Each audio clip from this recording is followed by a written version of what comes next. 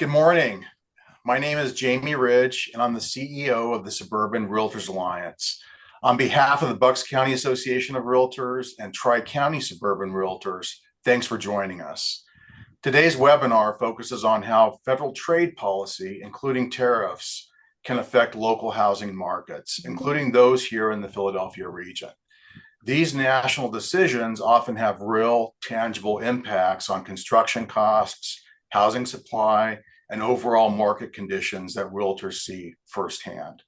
We're pleased to welcome Dr. Kevin Gillen, a leading economist with deep expertise in urban economics, real estate finance, and public policy.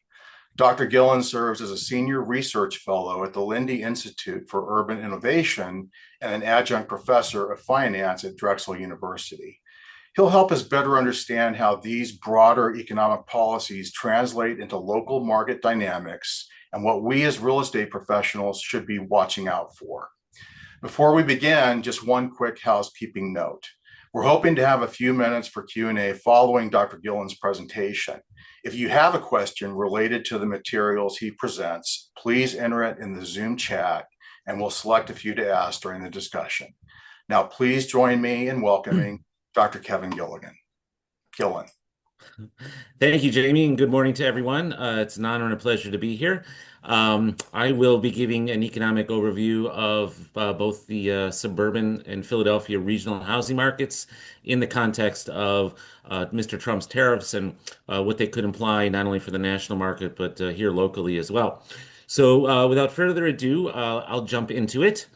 Thank you for that generous introduction, Mr. Ridge. So here's the structure of this morning's presentation. So I'm going to start with just a general market overview of where the market's at. So I'm going to move through this part fairly quickly because this is not the main reason you're here, but I wanted to give the topic of discussion, the tariffs, the proper context in which to consider them. So I'll give an overview of where the market is, what are the macro drivers that drive the local housing market, things like job growth, population growth, interest rates, and then, of course, construction costs, which is what tariffs are going to affect.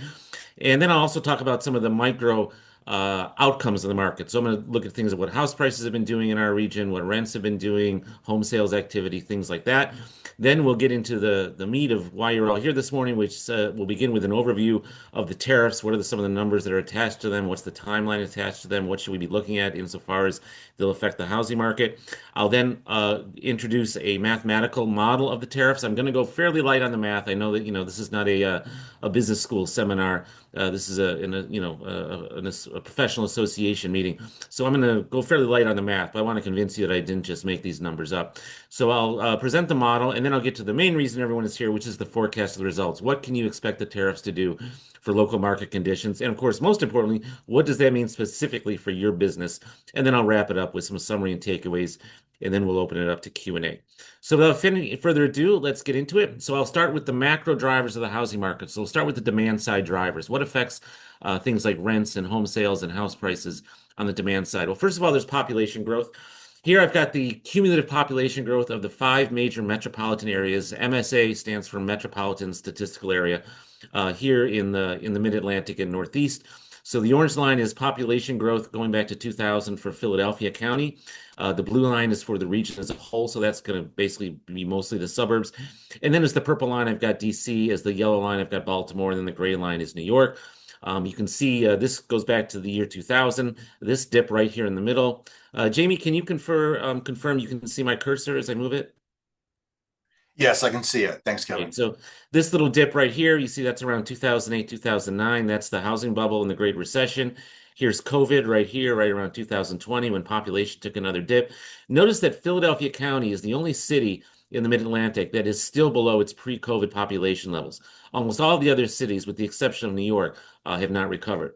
But population growth is one of the main drivers of the housing market. As I've said before, you show me an area that's growing in population, I'll typically show you a geography that has a growing housing market. Next thing we'll look at on the demand side is job growth. So here I've got job growth, cumulative job growth in each of those 5 markets. Again, represented by the same colors. The reason these lines are so volatile or messy looking is because these numbers are monthly. And so there's a lot of seasonality in job numbers, just like, for example, in the retail season, people get hired and they get laid off after the holiday season is over, things like that. Again, you can see The dip right here, this is Philadelphia County. This is the dip during the housing bubble years. The big dip over here on the right, that's during the COVID years. And again, you can see the rebound since then.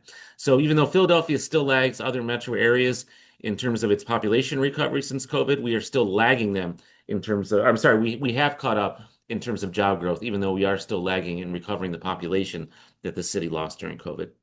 Here we've got the unemployment rate. I show this not only because jobs are a big driver of the housing market, but also interest rates are. And unemployment is one of the biggest indicators that the Federal Reserve uses to determine whether or not to change interest rates.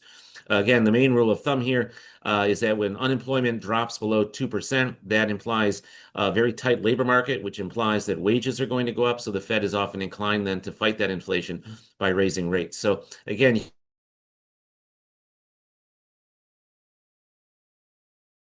notice that unemployment right now is near record historic lows in almost every major metropolitan market, not only here in the Northeast, but in the US.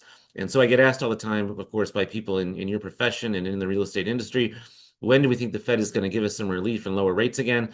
My short answer is when you start to see unemployment tick back up from 2% back towards 4%, then the Fed will feel it has the sufficient rationale and degrees of freedom to give us a break on interest rates right now. But until then, I would expect interest rates to remain in a holding pattern as long as unemployment remains so low. Next up, speaking of interest rates, here's the 3-year fixed. We know that interest rates remain above their COVID level lows. Here you see this gray bar in the middle is the 30-year fix during the COVID-induced recession of 2020. You'll notice that during the recession, the Fed was lowering rates. We hit bottom roughly in 2022, and they've been rising ever since, and we're back up around just below 7% currently right now. If we look at income growth, that's another main driver of housing on the demand side. Show me an area that's growing in jobs, population, and income. I'll generally show you an area that has a growing and robust housing market. This has the average hourly earnings in each of the major 5 metropolitan areas going back to 2011. No surprise, the orange line here, which is Philadelphia County, and the Philadelphia suburbs, which is the blue line, have the lowest average wages of any of the major 5 metro areas in the Mid-Atlantic to Northeast corridor. The top 2, which are the purple and gray lines, no surprise to anyone, I'm sure, this is DC and New York, respectively. Consumer sentiment is another major driver of the home purchase decision on the demand side. Basically, the higher this number is, the more bullish consumers are feeling about their own personal prospects. And when that is true, then generally potential home buyers, as well as move-up buyers, are in a more bullish sort of a mood. Again, you can see this dip right over here is the dip consumer sentiment took during COVID. This is based on a survey that the University of Michigan takes every month on a random sample of consumers across the country. You see, we are still below our COVID era lows in terms of how consumer sentiment is going. I'm just trying to adjust something here. And we still have yet to rebound from that. We've only recovered about a third of the consumer sentiment that we lost during COVID. So consumers are still feeling fairly cautious right now. But if you think consumers are cautious, let's look at what home builders are feeling right now. So the National Association of Home Builders also does a survey of its members, asking them on a scale of 0 to 100, how bullish or bearish are they feeling? Again, the higher this index is, the more bullish they are feeling. Notice that home builders, if you thought consumer sentiment took a hit during COVID, look at what happened to home builders.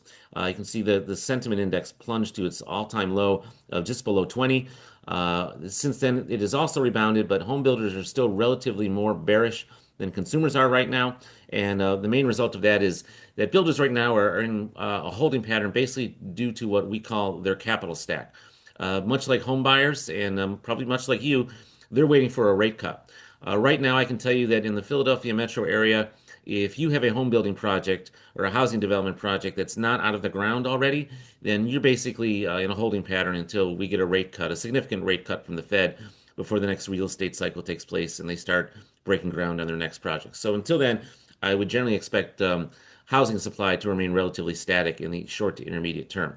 So that's the demand side. Let's talk about the supply side drivers of housing. So the big one is, besides land costs, is construction costs.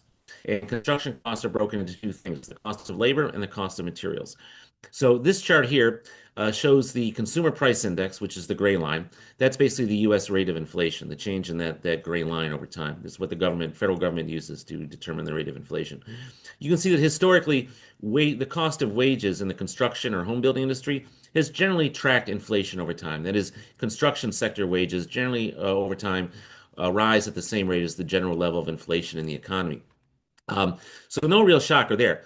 But if we look at materials costs, you get a much different picture. That's the blue line. That's an index for the cost of construction materials or home building materials, if you will, going back to 2001. And there you can see a huge spike since COVID. They got construction costs, the cost of materials, sheetrock, lumber, steel, fixtures, insulation, wiring, you name it. Everything that goes into building a home or into building any structure whatsoever has risen 50% since COVID.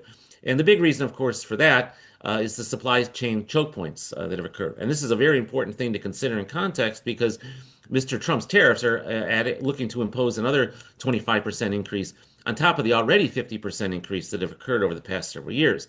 Most of you probably remember these pictures back from 2020 and 2021. These are cargo ships off the coast of the port of Los Angeles. They're all stacked up like rockets waiting to unload because due to the COVID quarantine restrictions, they were not all allowed into port at the same time. So on each of those ships is exactly everything that goes into building a home here in the United States. You've got Chinese steel, you've got Canadian lumber, you've got Italian tile, you've got South American sheetrock.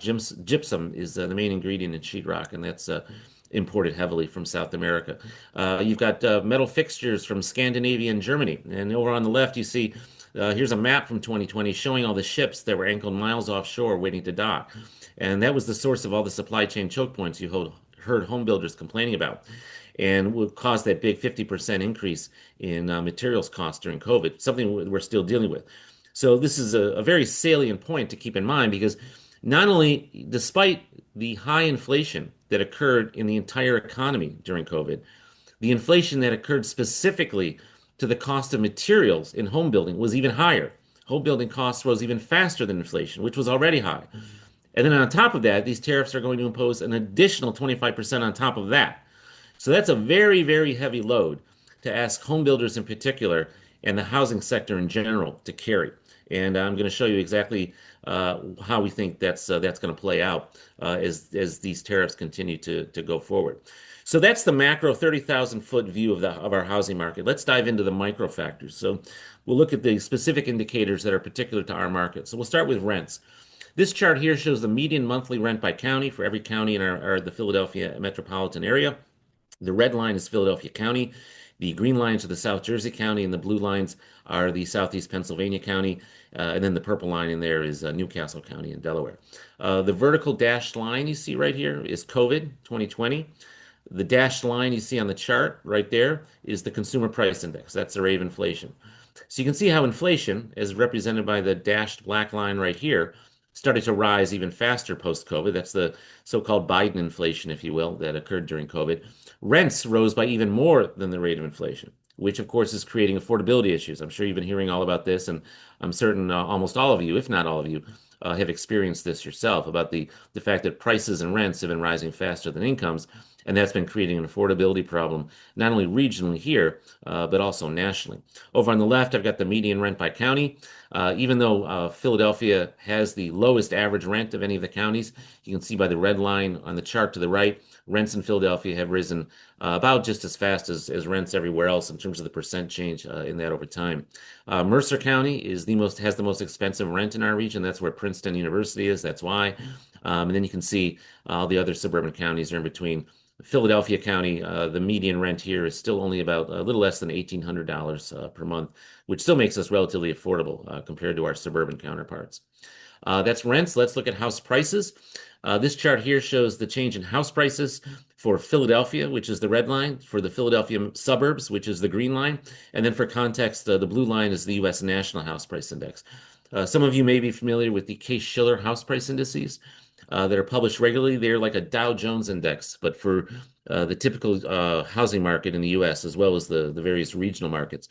Philadelphia is the largest market that Case-Shiller does not cover, which is why we decided to do this here at Drexel. I started doing this when I was a grad student at Penn and have just been doing it ever since. So, like I said, you can think of this as a Dow Jones index for the typical Philadelphia house price. So the actual level of the index doesn't mean anything, but the percent change in the index over time reflects the average percent change in house prices over time. Why do I publish an index, or why do economists publish an index for house prices instead of just looking at average price or median price over time? The reason being is that, as most of you well know, there's just a lot of noise and seasonality in raw house price data. So in any given time period, in any given month, for example, You can have large homes selling in one submarket, and then the next month you've got smaller homes selling in another submarket, and that will make it look like average house prices went down when in fact they could have gone up. It's just due to the composition of those homes that actually transacted can skew the average price that's recorded one way or the other. So we use something called regression analysis to take out all that noise, take out all the seasonal factors that drive house prices, like the fact that they always go up in the warm weather months and down in the cold weather months. And here you can really, really see how inflation has impacted house prices. Not only have construction costs risen faster than inflation, not only have rents risen faster than inflation, but house prices have risen faster than any of them. Since COVID, in just the last 4 to 5 years, house prices in both the city and the suburbs are up 60%.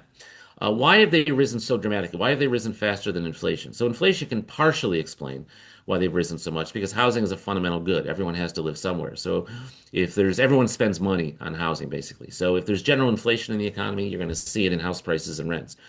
But there's three specific reasons why house prices have risen faster than inflation. First one is one I'm sure you're all familiar with, and that's low interest rates. We've had historically low interest rates that the Fed implemented when COVID hit to provide a boost to the economy. If you think of interest rates as basically the price of money or the price of credit, when money is cheap for something, the price of that something is going to go up, and that's been the case for housing. The second reason there's been very low inventories, the very low number of homes listed for sale. We've had low inventories now for a while, ever since the Great Recession of a little over 10 years ago. But inventories remained really low during COVID because, as you well know, there was the quarantine, which restricted people from showing homes and people from listing their homes for sale since you couldn't have in-person showings. And when there's a very low supply of homes listed for sale, buyers are very reluctant. Why would you go shopping for something if the amount of choice that you have is very, very restricted? So a lot of first-time buyers, as well as move-up buyers, were sitting on the fence. And then the third reason that house prices have risen faster than inflation is the shift to working from home that was driven by COVID, and that's affecting the demand side of the market. The more time that people are spending in their homes, the more money they're spending on their homes.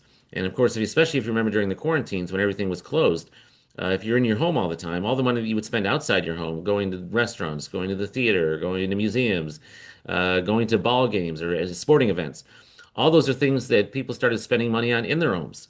One quote that I love to use, it's from a senior vice president at the National Association of Realtors that I wish I had thought of, but he did. He said, during COVID, your home didn't just become where you live and where you work. It wasn't just your house and it wasn't just your office. It became your home theater. It became your restaurant. It became your gymnasium. It became your spa. It became everything you used to do outside of your home, you started to do in your home. So when people who were buying homes were looking at homes, they were thinking now more about all the time they'd be spending in that house during COVID. It wasn't just some place they'd sleep and have dinner with their families and do, movie night on Saturdays. So you'd be in that house full time. And even those who are already, working from home, who already owned a home, they started spending more money upgrading their homes. Lowe's and Home Depot and other housing supply stores had some boom years during COVID because, again, people were taking the money they would spend outside their home on restaurants and the like and started spending it on improving their homes. In 2020 and 2021, during peak COVID, one of the favorite anecdotes I like to cite is that on the main line, there was an 18-month waiting list to get a pool installed during COVID because people weren't going to use the community pool or the athletic center or whatever club they belonged to go swimming. Instead, they wanted a pool installed in their backyard. Well, since everybody wanted one of those, there was a massive backlog for pool contractors here in Southeast Pennsylvania. And so if you waited until after COVID hit to decide you wanted to have a pool installed, you were looking at an 18-month wait just for that. So when you have this low price of money, when you have very limited supply of homes for sale, and when you have people spending more time and money on their homes than they would have otherwise, that's how you get that dramatic increase in house prices that we saw over the course of the last 5 years or so. If we break that out by county, we see a similar pattern. So here I compute house price indices for each county in our metro area. Again, the green lines are South Jersey, the blue lines are PA, purple is Delaware, and then red is Philadelphia County. Again, you can really see the cyclicality of housing. Of course, it's a cliche that real estate is cyclical, but here you can really see it. Here's the boom of the 1980s. Here's the recession, the relatively mild recession of the early 90s. For those of you that are of a certain age, you remember that Philadelphia was in a fiscal crisis roughly 30 some years ago. That's why the red line for Philadelphia County falls by more than the other suburban counterparts. Here's the recovery of the mid-late 90s. Here's the housing bubble years. Here's the Great Recession and the housing bubble bursting from 2008 to 2012. From peak to trough, house prices in our region declined by roughly 23%. Here's the recovery of the teens, and then here's the COVID years right here, where you see we have seen house prices increase by more over the last 10 years than even the housing bubble saw in the 10 years leading up to that. So that's quite an inflation in house prices. It's quite an inflation. Of course, we want to see how that breaks out geographically. The other cliche about real estate, besides the fact that it's cyclical, is location, location, location. This map here shows all homes, arm's length home sales in the most recent quarter, which is Q1, color coded by price per square foot. Use what's called a temperature color ramp. So the cool colors denote relatively low price properties, and the warm colors denote relatively high price properties. And each of the five categories given here in the legend is broken out so that 20% of all home sales fall into each of these five categories. So if you look at the cheapest home sales, which are the dark blue dots, those are homes that the bottom 20% of home sales took place at a price point of $175 a square foot or less. And unsurprisingly, they're all in the relatively low income parts of our region. So here's North Philly, here's West Philly, this is Pottstown up here, this is Wilmington, which is a relatively low income city. Much of South Jersey, there's Camden right there. And then the next 20% of home sales, which are the light blue dots, took place at a price point of $175 to $215 a foot in that range. The next 20%, which are the middle 20%, are the yellow dots. Those are home sales that took place at a price point between $215 a foot and $250 a foot. And then all the way up to the top 20% of home sales, which are the dark red dots, those homes are homes that transacted at a price point of $300 a foot or more. And as you would suspect, they are in the relatively wealthier areas of our region. So certainly the main line right out here. Here's Center City right there. In South Jersey, you've got sort of the trinity of Collingswood and Haddonfield and Cherry Hill, central Bucks County, central Montgomery County, and then you see up here in Mercer County in the Princeton suburbs and places like that. So even though house prices have generally moved in the same direction over time, there's still significant spatial variation in house prices, and we certainly have not seen house prices converge geographically like they have temporally over time. So still significant geographic variation in house prices.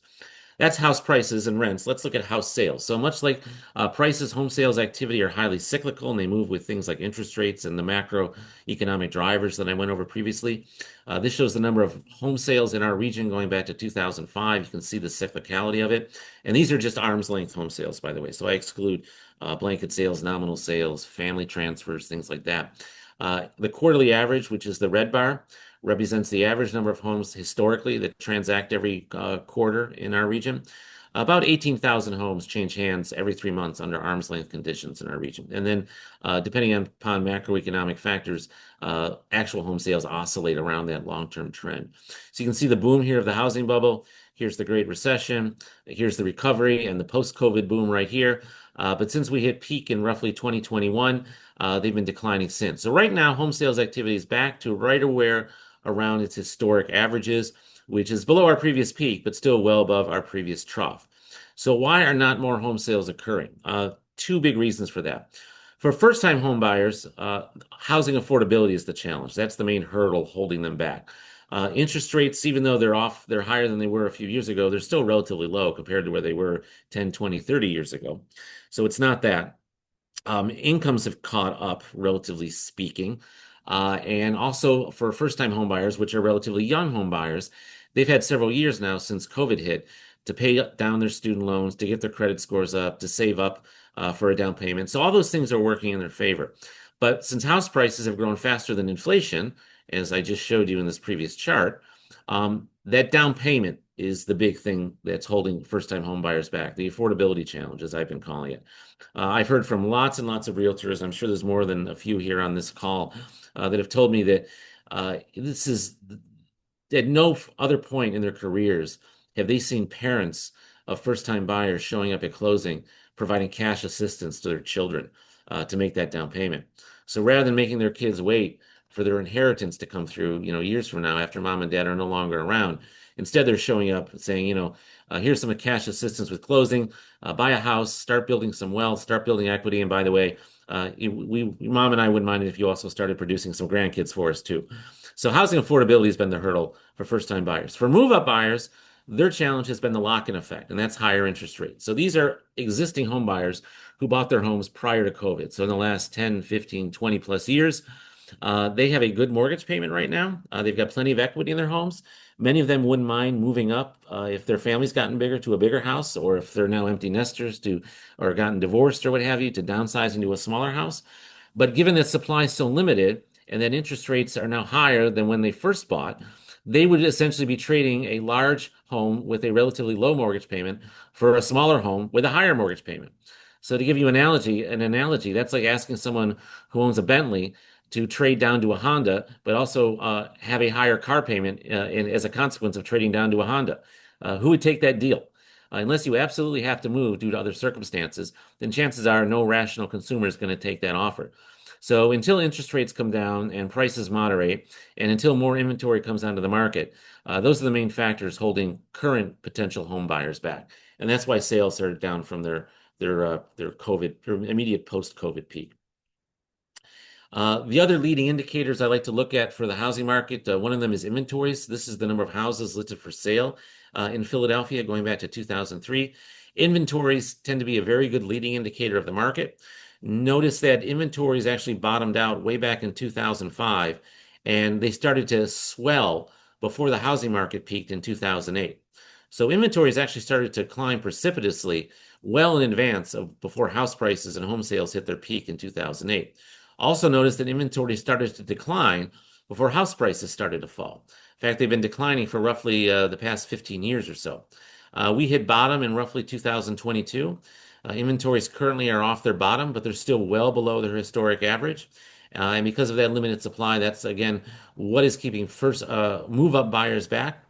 And until I think inventories get back in line with their more historic average level, we're going to continue to see home sales activity remain relatively moderate in the near term going forward. So since inventories bottomed out in 2021, they've since risen 39%. But they're not back to 100%. So we're still really only about 40% back to where we need to be in terms of the number of homes we need listed for sale. The other leading indicator I'd like to look at is month supply of inventory. This is ticking up, but it still indicates that we are still in a seller's market. Again, this is how many months it would take to burn off the current inventory of supplies given the current pace of sales. As most of you probably remember from when you took your licensing exam, on the vertical axis here, you want between 5 and 7 months worth of inventory to be in a balanced market, meaning that the amount of supply of homes available for sale is roughly an amount such that it's keeping buyers and sellers in parity with each other. Neither one has any advantage over the other. As you can see, month supply of inventory hit bottom back in 2004, well before the housing market started to decline. Month supply of inventory started to rise well before house prices started to fall. We peaked out at the depths of the last recession in 2011 when we had a nearly 14-month supply of homes listed for sale. They've been declining ever since. We did hit bottom again, roughly in 2022, and we are off our bottom, but we are still well below where we need to be in a balanced market. Remember, we want to be right in here between 5 and 7 months, and we're still down here right around 2 to 3 months or so. So we want to see that to come up. So even though inventories are finally rising, they've been offset by falling sales, which is why MSI has still remained below its historic average. So I'm going to continue to watch those two indicators very closely. And when I see inventories and month supply of inventory start to converge back to their historic average, then I'll know we're returning back to a more balanced market. And by balanced, I mean balanced between buyers and sellers, and neither one has any particular advantage over the other during negotiations. So that's where our market is at. It's basically reverting, absent the tariffs. I would say currently our housing market is reverting back to its mean, to use a technical term. By that, I mean it's returning to normalcy. I don't think we're in another bubble. That doesn't mean we can't see some house price declines, but I don't think it will be due because housing is overpriced. I think housing just sort of needs a timeout or a cooling off, if you will, to allow incomes and consumer sentiment to catch up with them. And then we'll start to see sales activity pick up and then price appreciation start to resume. But I'm going to throw a wild card into that mix, something which you're all well aware of, and that's Mr. Trump's tariffs. So that's where we currently are. So what impact do we think those tariffs could have going forward? Well, let's have a quick review. So let me adjust something here on my screen. There we go. All right. So what could they have going forward? So here's the backstory, the timeline, and some numbers you want to be aware of. President Trump announced the tariffs of 25% on steel and aluminum back in March 12th of this year. Then in April and June, he extended those tariffs to other building materials, byproducts. So, for example, there's lumber, it was extended to steel and aluminum products. So things like faucets, doorknobs, drawer pulls, anything made with metal, the tariffs were extended to. On June 4th, he increased those tariffs from 25% to 50%. And remember, we import a lot of Chinese steel and a lot of Canadian lumber and a lot of finished metal products from other countries. So these are overwhelmingly hit by these tariffs. And then also earlier this month, he extended the tariffs to lumber, which is especially affecting lumber from Canada, which is our primary source of framing lumber that we use in framing houses.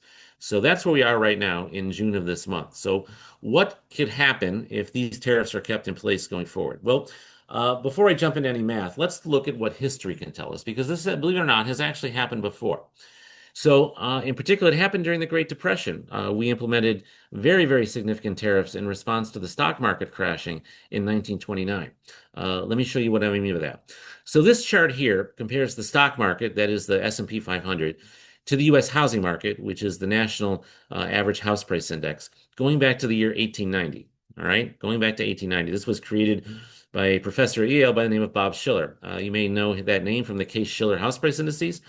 Bob Shiller is also famous for winning the Nobel Prize in economics because he was the first one to realize during the last housing cycle that it was a bubble. He was the first one to call it a bubble. And for that, on top of all his other groundbreaking work, he was awarded the Nobel Prize. So if he has something to say about the housing market, it's something that I would recommend we all listen to, not just his fellow economists. So I deflated the S&P 500 and the U.S. National House Price Index by inflation to change it from the a nominal index to a real index. So these are the changes in stock prices and house prices net of inflation. That is after adjusting for inflation. Okay. And as you can see, the blue line is the National House Price Index, and the orange line is the S&P 500. And as you can see, they are correlated over time. No surprise. When the stock market is up, the housing market tends to be up, and when the housing market is up, the stock market tends to be up. The reason being is that there's a significant overlap between the two. Housing is, believe it or not, the biggest industry in the real estate in general, is the biggest industry in the entire United States economy. The entire value of the U.S. housing stock exceeds the entire market cap of the S&P 500 by several orders of magnitude. That's how big the housing sector is and how important it is to the national economy. So you cannot have the biggest industry in the United States be up or down without it affecting stock prices. Okay, it's just too big a part of the economy. Vice versa, since almost everyone today owns some stock, if only in their retirement fund, people are sensitive to changes in the stock market. The stock market is no longer just for wealthy people. So when the stock market is up, people tend to feel pretty bullish about their situation, and they're more likely to commit to a major purchase or investment, like buying a home.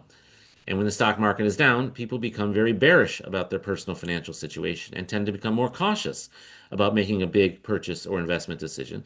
And that includes home buying as well.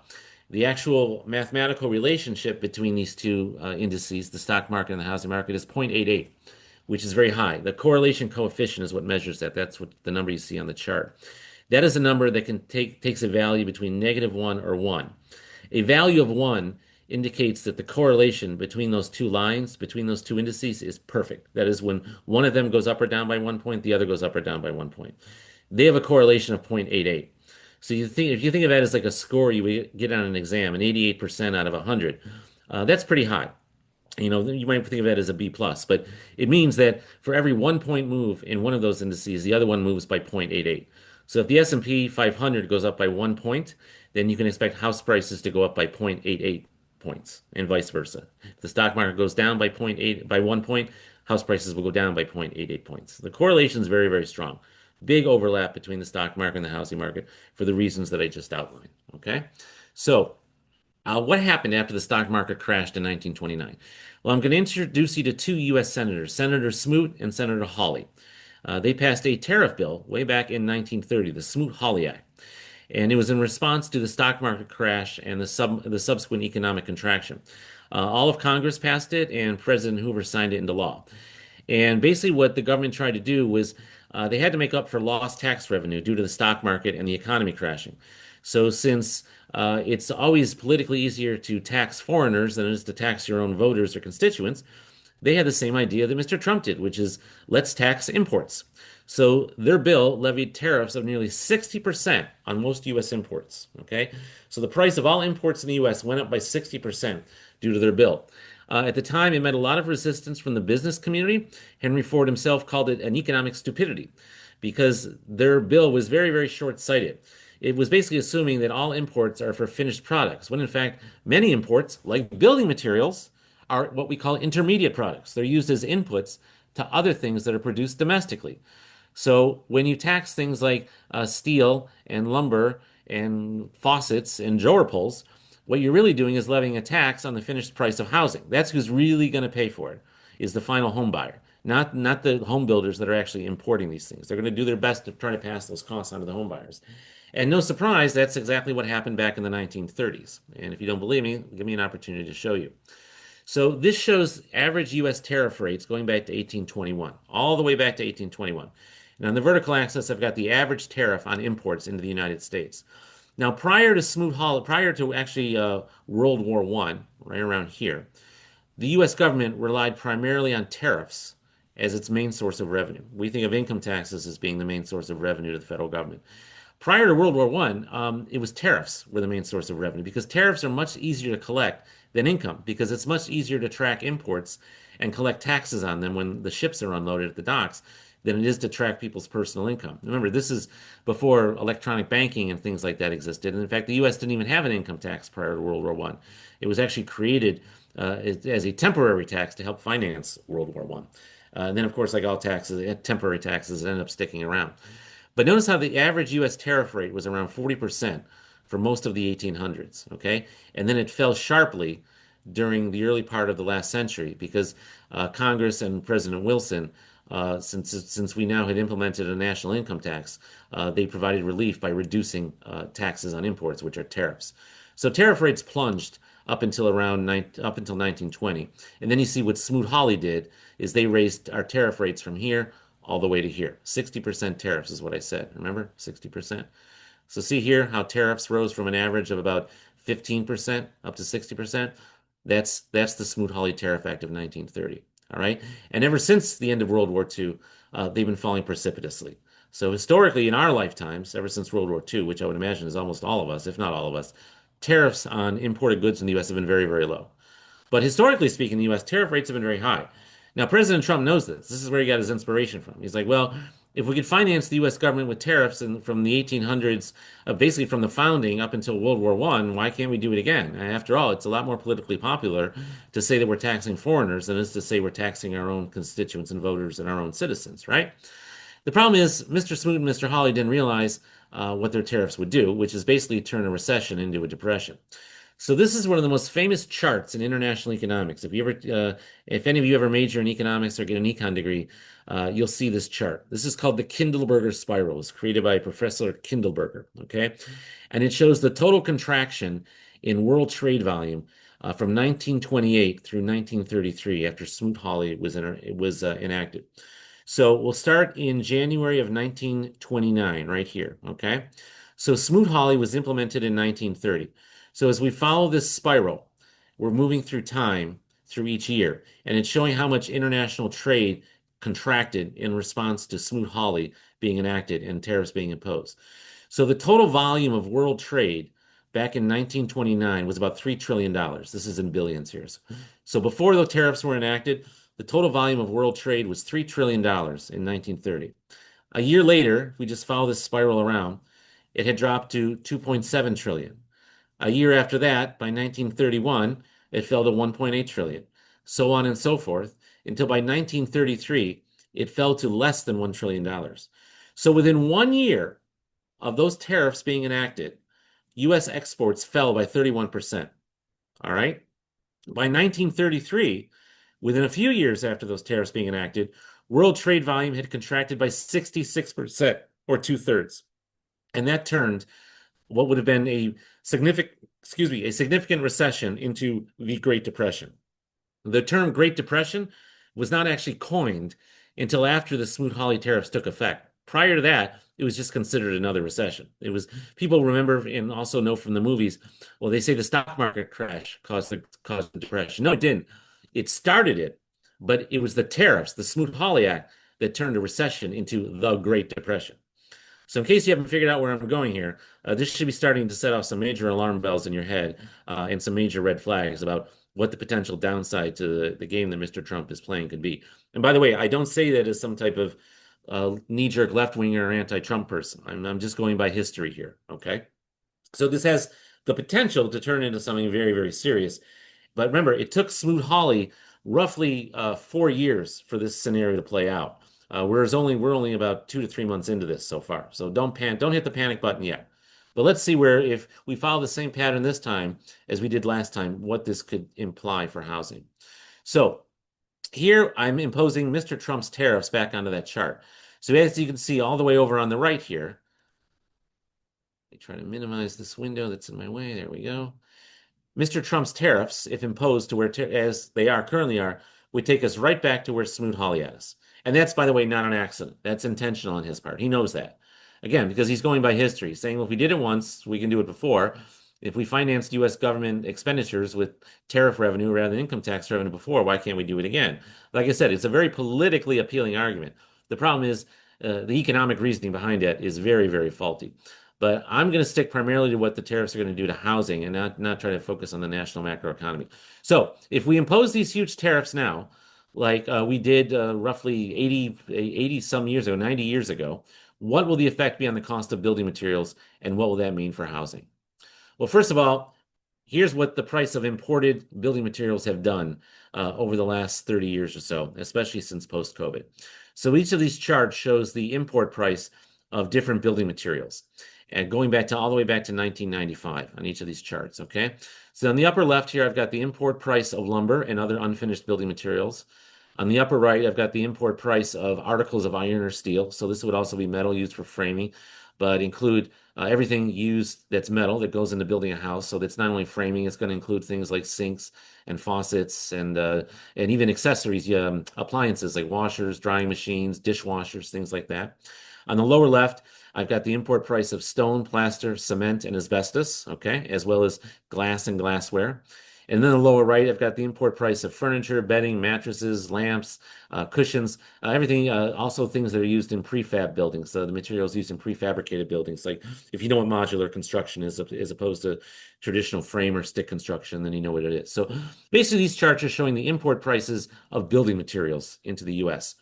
The vertical gray bars are time periods when we had a recession. So each chart goes back to 1995. That's the same.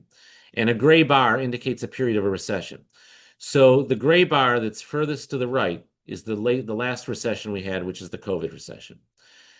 So what has each of these lines done since COVID? You can see they've all basically risen. You can see the big rise, okay? So even before Mr. Trump's import tariffs were imposed, we've already seen significant growth in the cost of imported building materials in the United States, okay? If we go back to this chart here, right, where I showed this, see this blue line going up? This is the composite index of the cost of all building materials, up 50% since COVID, right?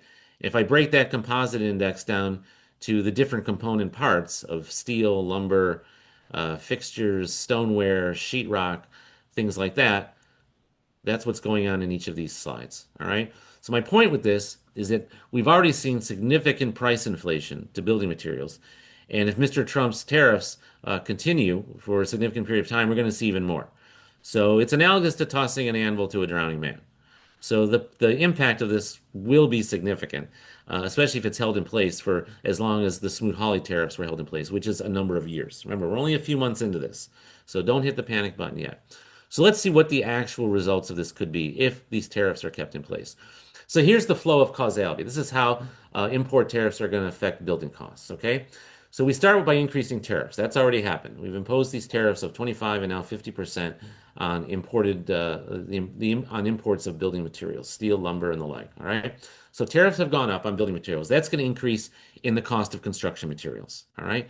So all the things that are used that we import to build a home, that's going to drive the price of those materials up domestically. All right. So that's going to add another 25%. Sorry, that's a typo. It's going to add another 25% to where we already are. So the blue line here shows the increase in building materials costs since COVID, in fact, going all the way back to 2000. And then on top of that, this is what will happen if Mr. Trump's tariffs remain in place for at least the duration of this year. So we're going to ladle another 25% increase on top of this previous increase, all right? So cost of construction materials goes up. That's going to increase the cost of home building. So if you're a builder, whether in Philadelphia or anywhere else, you're going to see your cost of steel, your cost of framing lumber, your cost of fixtures, your cost of appliances, your cost of sheetrock, everything is going to go up. All right. So now your cost of producing your product goes up. Well, that's going to bite into the profitability of home building, right? If you're a producer, if you're a manufacturer or maker of something and your cost of your inputs goes up, that's going to bite into your profitability. So either you're going to do one of two things. Either you're going to eat that cost, or if you're what they're going to try to do, and it's preferable from their perspective, is they're going to try to pass that cost on to the consumer, which is to say your clients, the home buyers. Okay. Home builders are going to try to pass that cost as much as they can onto home buyers as a result of these building costs decreasing their profitability. So that's going to result in a reduction in new home building or a decrease in housing affordability. So if home builders eat these costs, they're going to reduce the amount of new homes they build just because I've compressed their profit margins, or I should say the tariffs have compressed their profit margins. If instead they don't eat the cost, they pass it on to your clients, which is home buyers, that means the price of housing is going to have to go up to offset the cost of building those homes, which means that housing affordability is going to get even worse. Okay. So if home builders try to make your clients eat these costs, it's going to exacerbate the affordability problem because basically what they're going to try to do is raise the price of housing on potential buyers so that those buyers are going to be the ones that can cover the depressed profitability. So a fairly simple flow of causality. Now putting some numbers on it, hard numbers on that is more challenging, but the flow of causality of that should be fairly intuitive, I would believe. Let me try minimize this window. Okay. So I'm trying to minimize a window here and it's not doing it. There. Okay. Jeez. Give me a moment here. Come on.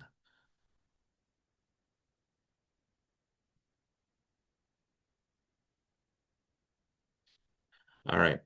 So let's compare new housing construction to the cost of building here in the Philadelphia area. All right. So the purple line here is the number of new housing units that have been approved each year in Philadelphia. That's the purple line.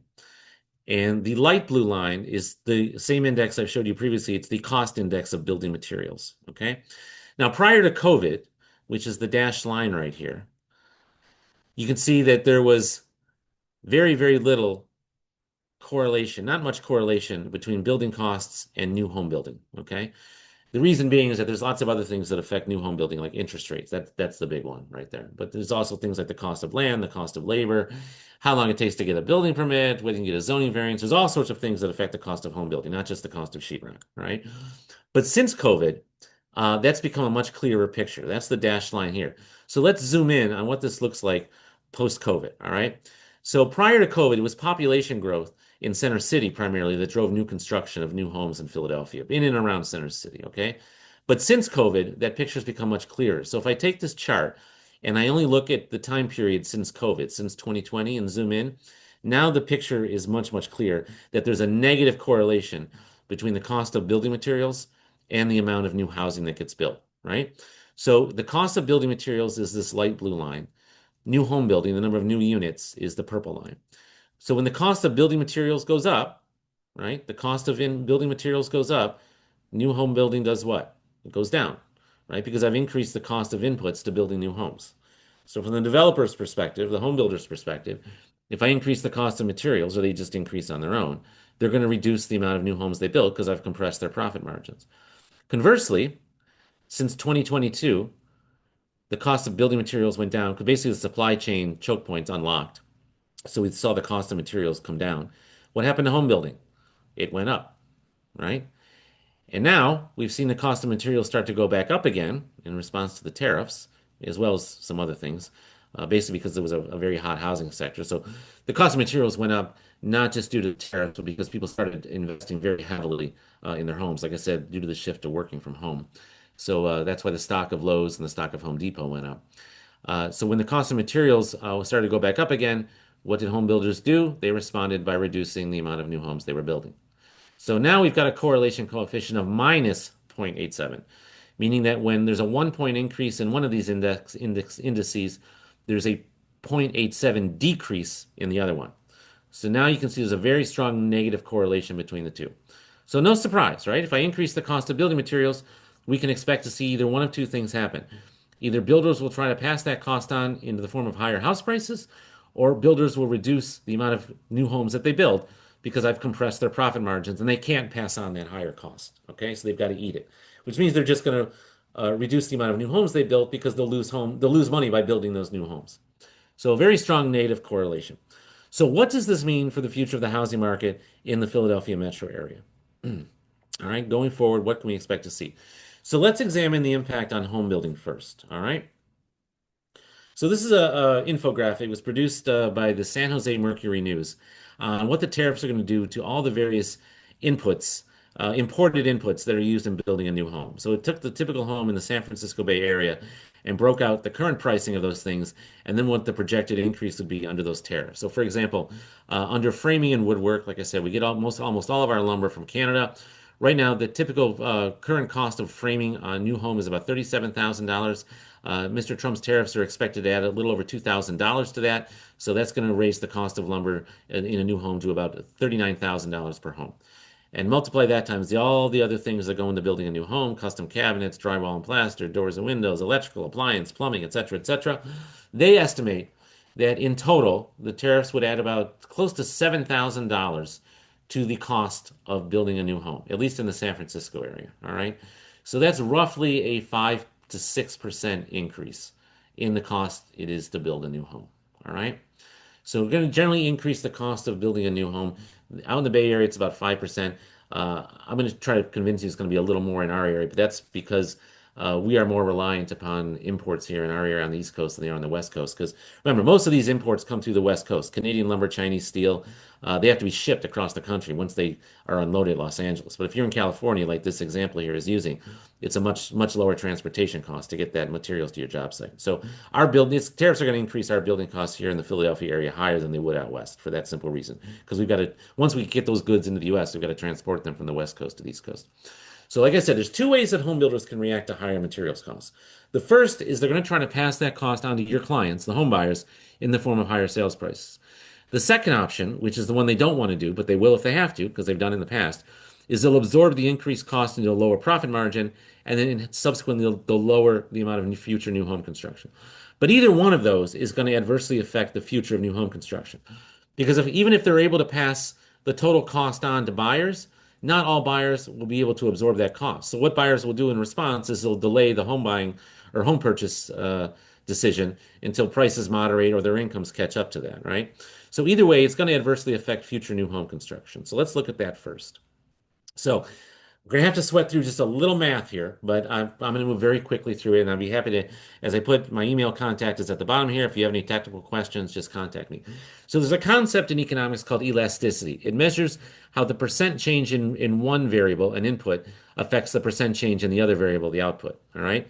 So we want to measure what the percent change in new home construction would be, quantity supplied, in response to a percent change in the price of building materials. All right. So remember I was showing you those correlation coefficients here. It was minus 0.87, right? So if the cost of building materials goes up by 1%, we can expect the amount of new homes being built to drop by 0.87%. So almost a one-for-one matching, all right? So I'm going to compute this elasticity. I'm going to use it using historical data on the cost of building materials and the median house price in the Philadelphia metro area. So the tariffs are projected to increase the average cost of constructing a new home in our region by about $20,000. So that's about 4%. Okay. So that's a bit back, like I said, in the Bay Area, it's expected to drive up the cost of building a home by about $7,000. But because we've got to ship those materials east to where we live, it's going to drive up the cost of home building by about $20,000, which is about 4% on the average in our region. Okay. So basically, if home builders are able to completely 100% pass this cost on, you can generally expect house prices in our region to go up by about 4% or $20,000. All right. At least that's what the home builders are going to try to do. All right. So what does that mean? So if I plug those numbers, if I use that epsilon, this is called epsilon, if I plug that in and I try to compute what the percent change will be in our area, the responsive home building, I get this. So 4%, plugging it into this equation up here, times zero point 0.8, which is the measure of the elasticity. That results in a 3.2% decline in annual new home construction, which is about 444 units per year. All right. So my initial preliminary forecast is that if builders try to pass, is that first of all, home building costs are going to go up by 4%, or about $20,000 per home. As a result, we can expect new home construction in our region to decline by 3.2%, which works out to about 444 units per year. All right. Now, remember, we build thousands of new units per year. So 444 units might not seem like a lot. If I told you that we're going to build 440, if we build 8,000 new units per year, and that's going to drop by 440 next year, that doesn't seem like a terrible loss. That's 440 new units you won't be able to earn a commission on, but it's not the end of the world, right? But remember, that's a drop of 444 units per year. So if Mr. Trump's tariffs play out over the course of several years, like Mr. Hawley and Mr. Smoot's tariffs did, that's going to become very cumulative very fast. It's going to add up. Let me prove it to you. So that's what we can expect home building to do if builders try to pass on the cost of home building in the form of higher prices. We'll see a reduction of 440 units per year. What if instead buyers cannot eat that additional price hike? Or instead, home builders aren't able to pass it on. So instead, what home builders are going to do is they're going to see their profit margins compressed by higher materials costs.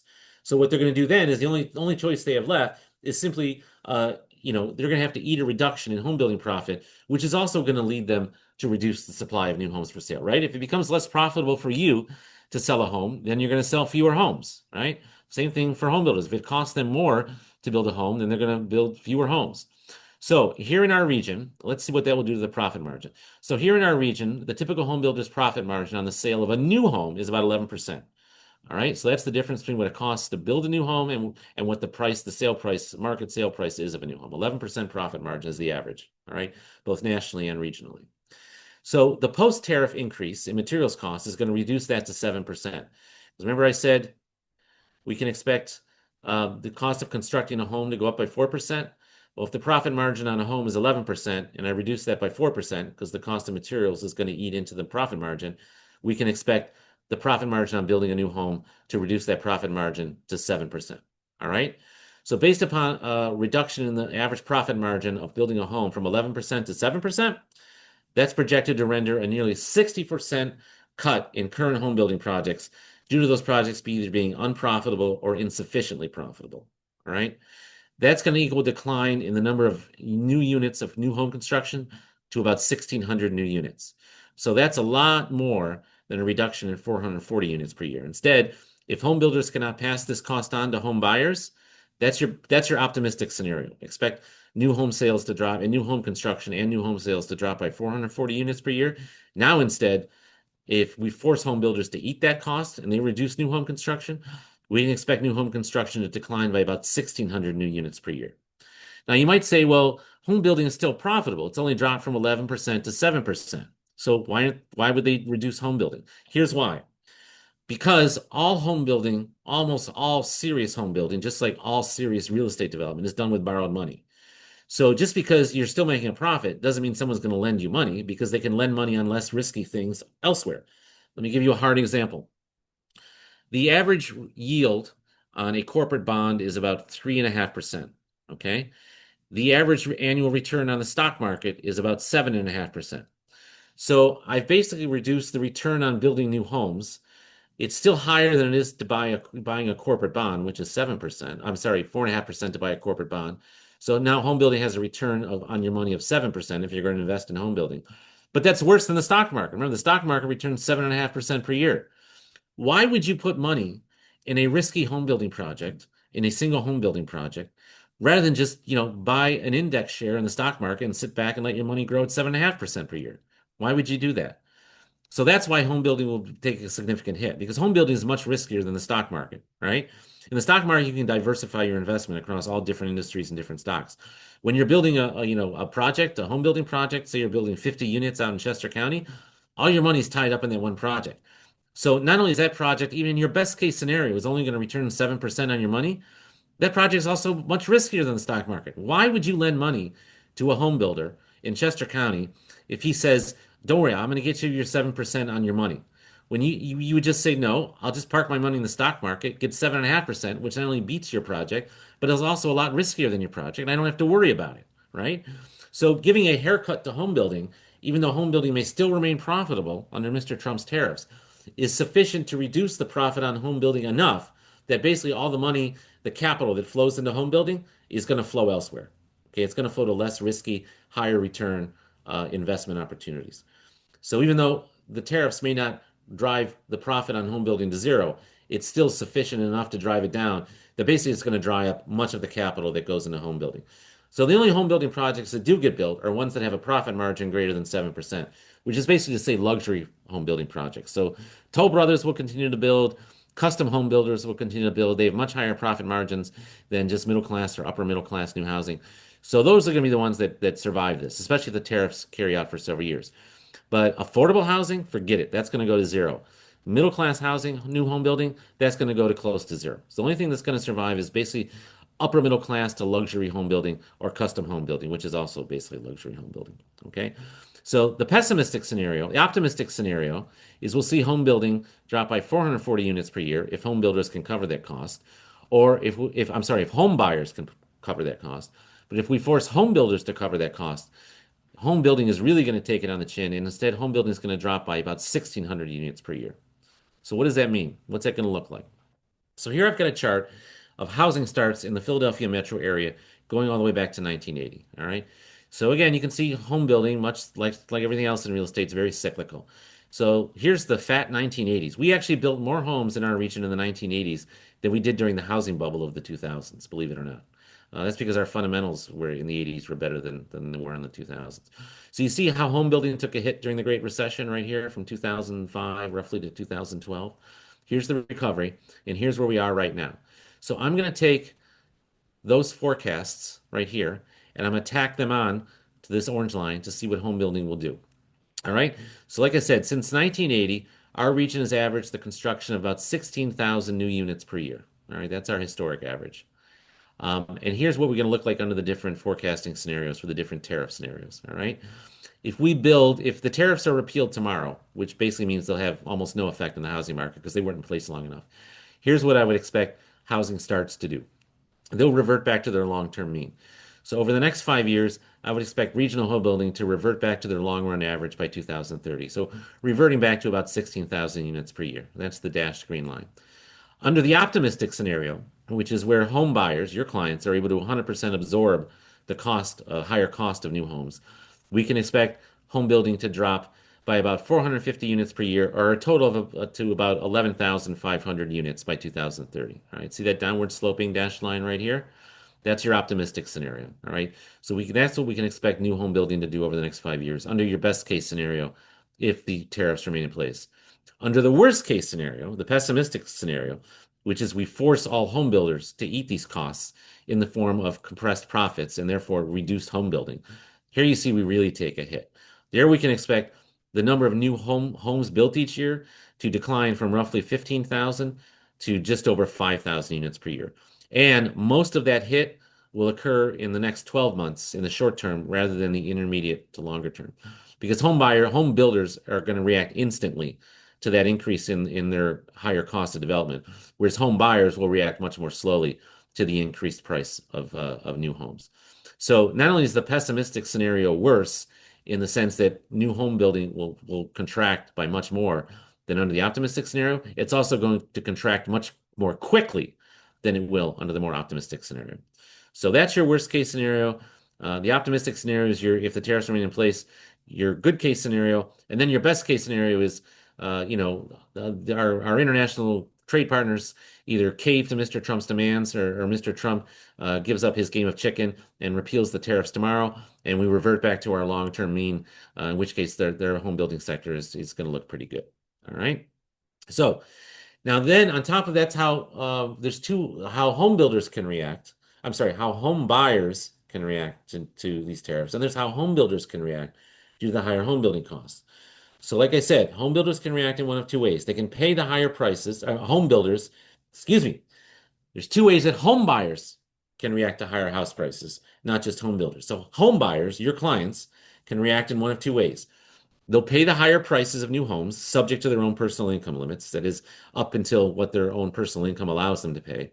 So let's assume they're willing to pay the higher prices, up to whatever dollar amount they have that they're willing to pay. Or they'll defer their purchase of a new home until either their incomes catch up or the tariffs are eliminated. All right. So those are the two scenarios. Your clients, home buyers, are going to do one of those two things. All right. But both of these are going to affect the future rate of home ownership. So I've looked at the future rate of home building. Let's look at what, depending upon what your clients do, how that will affect the rate of future home ownership. So now I'm going to measure the percent change in home ownership in response to the percent change in house prices. All right. So based upon current interest rates, the long-term fixed is 6.8%. Our region's typical household income is about $80,000, a little over 78,000. The typical price of a new home in our region is a little over $500,000. We'll assume a down payment of 15%. That works out to a typical mortgage payment of just over $3,000 a month. That's prior to the tariffs, all right? So typical mortgage payment in our region, if you buy a new home, not an existing home, a new home is a little over $3,000 a month. So now I'm going to increase the price of a home based upon the increase in the cost of new home materials. So if the total cost of tariffs is passed on to households, your clients, the typical mortgage payment is going to grow from about $3,700 a month to about $3,200 per month. All right. So roughly a $225 increase in the average monthly mortgage payment due to the tariffs. That's what your typical home buyer is going to face if they're buying a new home. Now, under that scenario, if I increase the average mortgage payment of a new home by that much, I can expect our home ownership rate in our region to fall from 62.1% to 58.4%. All right. So that's what our home ownership rate is going to do. So what does that mean for you? Well, obviously it means fewer new home sales, but also is going to mean fewer existing home sales because the people that if are people can't move up from existing homes to new homes if they're not going to buy a new home. So the move up buyers are going to stay in their existing homes, which is going to mean fewer existing home sales due to that lock-in effect. All right. So we'll see home ownership decline across the region as well as home sales. So by how much? Well, here's the impact of the tariff on U.S. equities, all right, on the S&P 500. So in 1930, the tariffs passed the Senate. By 1933, Smoot and Hawley lost their seats in the midterm election because basically they took what was a recession and turned it into a depression. And in 1934, when we finally came to our senses and realized that these tariffs were killing our economy, we repealed them. So in 1934, the Reciprocal Tariff Act was passed, which removed those tariffs. What happened after the tariffs were removed? The stock market began its recovery. All right. So I'm going to use the stock market as a proxy for home buyer wealth, right? Like I said, when the stock market's up, home buying tends to be up and house prices are up because people feel wealthier, and they should because they technically are wealthier, right? So let's compare what happened to stocks during the last recession, during what happened to house prices and home buying during the last recession. So here on the blue line, I've got the U.S. National House Price Index, all right, going back to 2000. And then on the orange line, I've got the S&P 500 going back to 2000. All right. So from peak to trough during the Great Recession, house prices in the country fell by 36%, and the S&P 500 fell by 51%. All right. That's what I just said right here. So the stock market fell 51%, house prices fell 36%. So if we experience a similar decline in household wealth as measured by the stock market this time around as we did last time around, what can we expect of home buying? So if regional household wealth in our region falls by the same amount, only about 31% of our region's household would still be able to afford the purchase of a new home. So I'm basically going to give a haircut of 51% to the wealth of every household in our region. So if I drop the wealth or the income of every household in our region by 51%, only 31% of households in our region would still be able to afford the purchase of a new home at current existing price of just over $500,000. So I basically shrunk the pool of home buyers by shrinking the incomes it would take. Because remember, I haven't shrunk house prices, right? House prices have gone up, but I'm shrinking wealth. So that means the number of home buyers are going to go down. So what can we expect? So based upon that result and what the Department of Housing and Urban Development uses as its affordability guidelines, we can expect regional home ownership to decline by 18.5%. All right. So that will be the reduction in home ownership in our region is 18.5 percentage points. So what is that going to mean for you? So if I measure that percent change in home ownership in response to the change in incomes, if household wealth declines by the same percent as the stock market did during the last downturn, only 31% of our region's household will still be able to afford the purchase of a new home, not existing, but a new home. That means our region's home ownership rate, which is currently 62.1%, is going to fall to about 44%. So that's a pretty big haircut, right? It's an 18.5 percentage point reduction, a big hit. We move from becoming a majority homeowner region to a majority renter region. That's what it means. That's how big the hit is. We move from becoming a majority homeowner region to a majority renter region. Now, I'm going to compute that change separately for Philadelphia versus its suburbs because both house prices and household incomes are substantially different between the two markets. Plus, I know most of you are located in the burbs, so I know you want to know how this is going to hit the burbs differentially than it's going to hit the city. So let's sweat through the math here. So here's what I'm going to project home ownership to do. So here I've got the city of Philadelphia's home ownership rate, just looking just at the city, okay?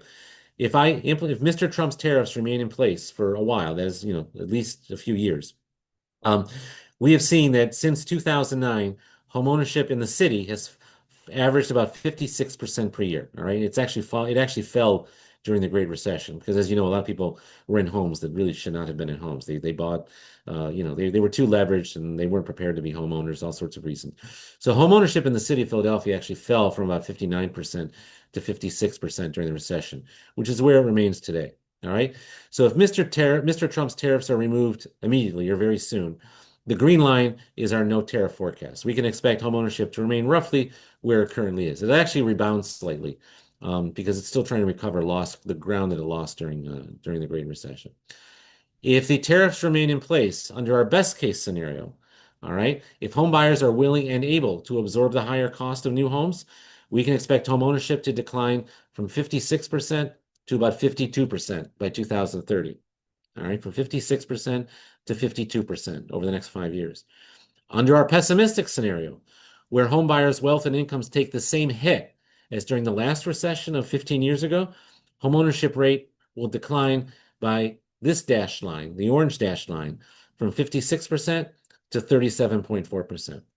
So the city of Philadelphia, even though it's very low income and low priced compared to the suburbs, is still a majority homeowner city. 56% of all Philadelphia households own their own home. That's going to decline all the way to about 37%. That's even, I believe, lower than some very relatively unaffordable markets like San Francisco and New York. So basically, our home ownership rate in the city will take a real hit under the pessimistic scenario where homebuyers' wealth and incomes fall by the same amount due to the tariffs as they did during the last recession. Now, what about in the suburbs? So here's the same thing, the forecast for the suburbs.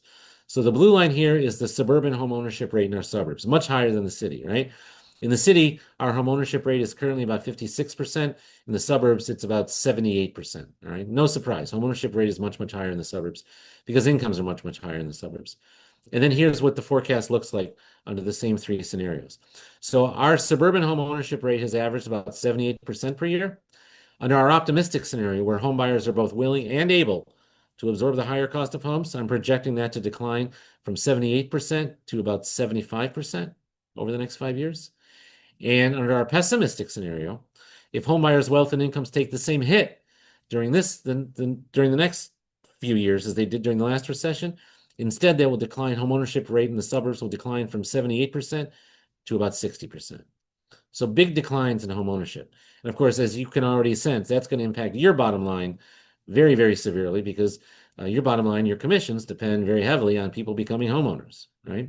So what's that going to work out for you and your business? Let me give you some hard numbers here to finish this up. So the current average sale price of a new home in our region is a little over $500,000, right? So now, what does that mean if home ownership declines by the different scenarios? What's that going to mean for you? So let's take our optimistic scenario. If housing starts and home ownership decline by the amounts predicted in my optimistic scenario, that's a total dollar decline in sales revenue of about $1.1 billion per year. All right.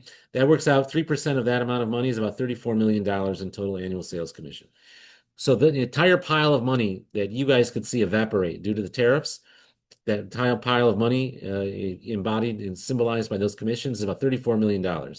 That's how much money is at stake in lost commission revenues to you due to these tariffs under the optimistic scenario. So take that 34 million, divide it up amongst yourselves, and that's how much you personally stand to lose under the optimistic scenario. Best case scenario is the tariffs are eliminated very quickly. Under the pessimistic scenario, it gets worse. So if housing starts and homeownership decline by the amounts predicted in the pessimistic scenario, that's going to result in a total dollar decline in sales revenue from new homes of about $2.2 billion per year, or about $65 million in total annual sales commissions. So under the worst case scenario where we experience something like Smoot-Hawley, where there's a major contraction in the economy and the contraction lasts several years, the amount of sales commissions, the total pile of money that's going to disappear to you and your industry and your colleagues is going to go from 34 million to $65 million. So take that $65 million, divide it up amongst yourselves, and that's how much money you and your own business stands to lose over the next several years due to the tariffs. All right, or at least that's my best estimate, and I believe it's a pretty good one. I believe it. There's a lot of math that went behind this stuff, and I'm sparing you that. That's why I gave you my email address if you have technical questions. All right, so summing this up, because we're up against, we're over our time. All right, so what should you keep in mind and expect going forward? So first of all, keep in mind that the projected effects that is in this analysis, the projected effects of the tariffs are for the intermediate to long run. They're not for the short run. So don't expect house prices or home sales to collapse in the next few months, or even really before the end of the year. I think we'll need until after summer to see anything. So the reason being is because the economic dynamics of tariffs are analogous to a glacier. They're very slow moving effects, but they're also very difficult to stop or turn around once some momentum is achieved. So don't expect the rug to be pulled out from under you tomorrow or next month or even in the next few months even really. But if this plays out over several years like you did during Smoot-Hawley, then yes, then you can expect the effects to be severe. But there's no reason to hit the panic button yet. There's still plenty of time for Mr. Trump and his counterparts, international counterparts, to reach a deal or for one side or the other to cave. By the way, I'm not recommending that he does. I think he's got a legitimate gripe on why there's no reason for Europe or Japan to have World War II era tariffs on our goods when we don't have them on theirs. That's the best case scenario is they lower their trade barriers and we don't necessarily have to lower ours. But that's beyond the scope of this analysis. So what am I trying to tell you? Therefore, expect only small changes in the short run, but you can expect larger changes as more time passes. So the very, very severe picture that I'm painting of what the potential results could be, it's going to take years to materialize, not just a few months. So, like I said, don't hit the panic button yet. Moreover, on top of that, some other reason for a silver lining in this is that builders and suppliers are pretty smart. They're not stupid. They saw these tariffs coming and they've had plenty of time to react. So they've been stockpiling materials for several months now. I guarantee you that Home Depot and Lowe's and all the major publicly traded home builders have warehouses full of sheetrock and lumber sitting in places like Kansas and southern New Jersey that's going to give them at least a good 3 to 6 months supply of building materials before they have to start paying the higher prices due to tariffs. So they've been stockpiling this stuff. So even if the tariffs remain in place through, say, this autumn, I wouldn't expect to see any major changes in the actual housing market itself until this autumn. But when they do start to occur, they're going to start to occur really fast. And that is the big changes. So if and when it does hit, expect it to hit pretty fast after this first few months of a grace period. So if the tariffs are repealed between now and say this autumn or even to the end of this year, I think their adverse effects will be relatively small and temporary. We'll see a blip in the housing numbers, but not a huge shift. So in the short run, you should be worried more about a recession and or interest rates than you should about the effect of tariffs. Beyond this autumn, then you can really start worrying about the effect of tariffs because that's when it's going to spill over into new home construction, new home prices, and by extension, into the larger housing market as a whole because it will affect existing home sales and existing home prices as well because we're basically going to curb the sale of new homes at the top end of the market, and that's going to have a downstream effect on all the existing move-up home buyers in the rest of the housing market. So in the short run, don't lose too much sleep over this. Pay attention, but don't lose too much sleep. But come this autumn or at least till the end of this year, then you can start worrying more and more if this game starts to play out and neither side shows any sign of giving. So, what is showing up in the housing numbers? Let me leave you with this. Already, there is some numbers, preliminary numbers showing up in the housing market. This is the housing forecast for Philadelphia, as published by Zillow. Zillow publishes a forecast for each major metropolitan region, a one-year forecast every quarter. All right. So the orange line here is the house price index for the Philadelphia metro area, and then the dashed line is Zillow's current forecast. So right now, Zillow is currently forecasting a decrease of 1% in Philadelphia's general level of house prices over the course of the next 12 months. So not the end of the world, but keep this in mind. This is the first negative forecast that Zillow has produced for Philadelphia in 15 years since the Great Recession. The last time they produced a negative forecast was during the housing bubble. Their forecast, Zillow's forecast, I've noticed tends to be a rather slow-moving forecast, meaning it tends to react to current numbers rather than project future numbers. So I think this current forecast of Zillow's is reflecting their expectations of what tariffs can do. Right now, it's fairly mild. Remember, house prices in our region typically grow by about 4.5% per year. That is, if you just bought a random home with cash in the Philadelphia metro area and just sat on it for 1 year and then sold it, you could expect your return on investment, the return on your money, to be about 4.5%. That is, the value of the home will grow by 4.5% over the next 12 months. But this is even though Zillow's forecast is fairly mild, it's only a decrease of 1% compared to average historic growth of 4.5%. It's the first negative forecast Zillow has produced since the last housing downturn. So even though their forecast might not be severe, I still take it as significant because it's the first negative forecast Zillow has produced for Philadelphia since the last housing downturn. And they were right about the last downturn. There was a downturn, so their negative forecast came to be a genuine, real thing. It did materialize. So I take their negative forecast to have not, I'm not taking it with an amount of salt, even though that forecast may be a fairly mild one. It is still significant in the fact that it's their first negative forecast for us since the last housing downturn of the Great Recession. So, what does that mean? What should you do going forward? First of all, the bottom line, just pray for a speedy and successful conclusion to the trade war. That's the best case scenario. Very, very best case scenario is that the other sides blink, they reduce their tariffs, so then Trump backs off his, and we return to the status quo ante of where we were a few months ago, and we're back to a housing market that's just trying to return to a balanced condition. That's your best case scenario, all right? It's just that this is all over much faster than before it even becomes a thing, all right? But if that doesn't happen, what should you do? Prepare for your bottom line on your own business to get a haircut. And you can thank that man for it. So with that, I say thank you very much, and I'd be happy to answer any questions or address any concerns that you have. Dr. Gillen, thank you so much. I mean, it's sobering, but fascinating. And I think that we need to be really watching for good news, an end to the trade war, and hopefully an imbalance in our favor. We did have, I think we have time maybe for two questions. We did have one come in early, and it is, so if the tariff goes up 50%, why are the impacts on construction under 10%? This is the San Francisco scenario. I don't know if those numbers are exactly correct, but why is it not completely equal there? Because the cost of materials is only a fraction of the total cost of a new home.